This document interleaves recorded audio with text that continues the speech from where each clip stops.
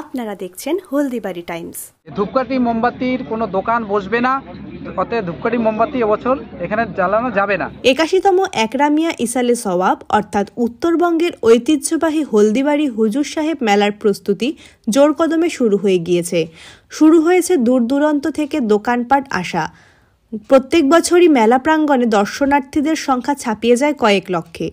এবছর নিরাপত্তার বিষয়টি অন্যান্য বিগত বছরগুলির তুলনায় জোর দেওয়া হয়েছে অনেকটাই বেশি। নেওয়া হয়েছে কিছু কঠোর সিদ্ধান্ত। নিরাপত্তার কথা ভেবেই ঐতিহ্যবাহী ও চিরাচরিত ধূপকাঠি ও মোমবাতি প্রজ্বলন বন্ধ করার সিদ্ধান্ত নিয়েছে মেলা কমিটি ও প্রশাসন। কিন্তু সেই ধূপকাঠি ও মোমবাতির ঐতিহ্যকে এবার ফুল দিয়ে সাধারণ মানুষকে মেটাতে হবে।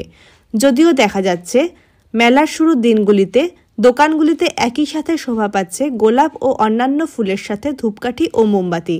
মেলার দিনগুলিতে কি ছবি ওঠে সেটাই এখন দেখার।